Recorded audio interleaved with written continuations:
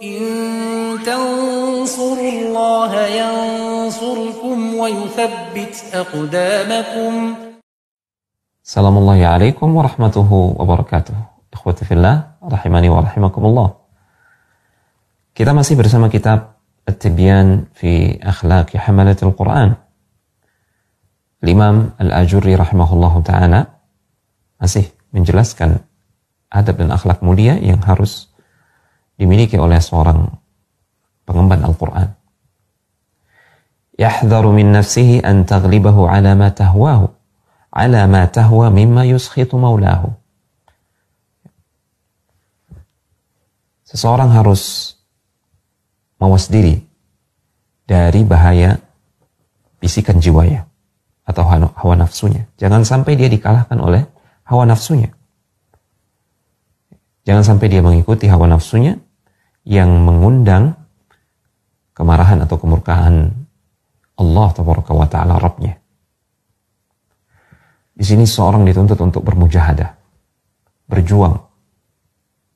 Dan upaya dia bermujahadah itu adalah amal tersendiri yang bernilai mulia di sisi Allah tabaraka wa ta'ala.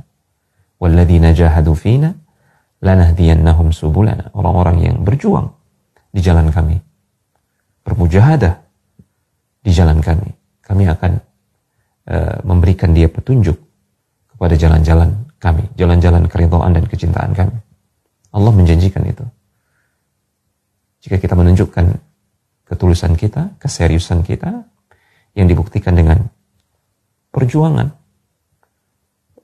untuk mengalahkan hawa nafsu kita, maka insya Allah Allah akan memberikan pertolongannya, membantu kita dengan bimbingan dan taufiknya.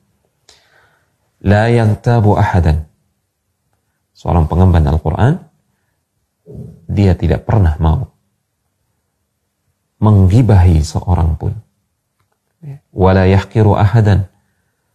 Tidak meremehkan, tidak menyepelekan seorang pun. Wala yasubbu ahadan. Apalagi mencelanya, tidak sama sekali. Wala yashmatu bimusibatin. Dia tidak gembira dengan musibah yang menimpa saudaranya.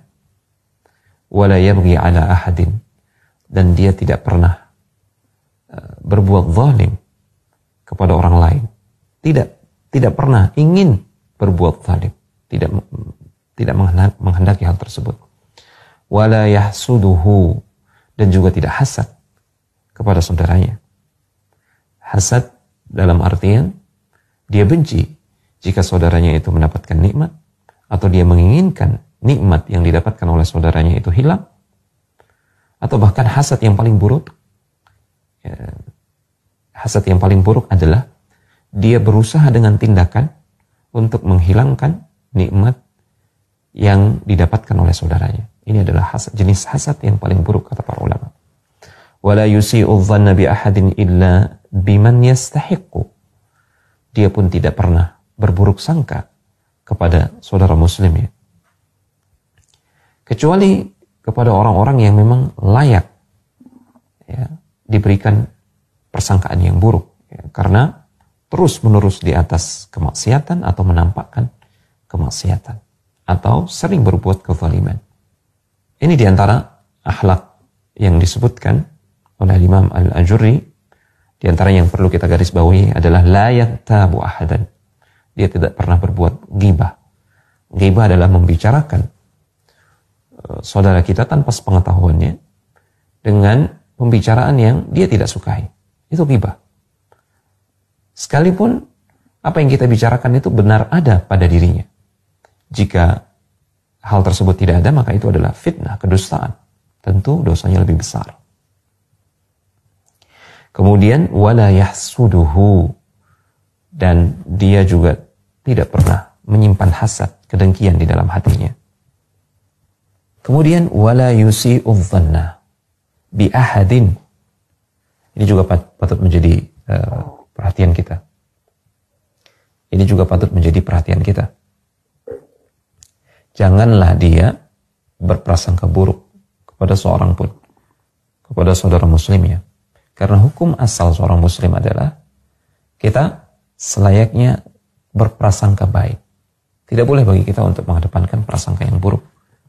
Kecuali mungkin bagi orang-orang yang memang layak untuk dicurigai karena dia banyak melakukan kemaksiatan atau menampakkan kemaksiatan itu terang-terangan, atau banyak melakukan kezaliman kepada orang lain.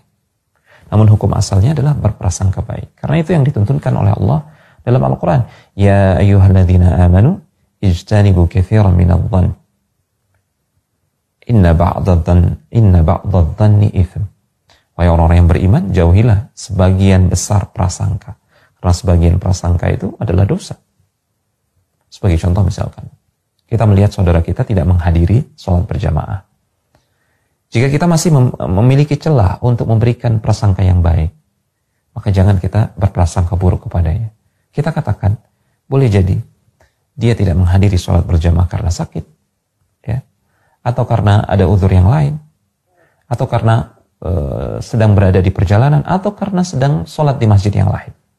Ini diantara prasangka baik kita. Jangan kita justru mengedepankan prasangka yang buruk. Kita mengatakan, oh dia sudah tidak peduli lagi dengan sholat berjamaah.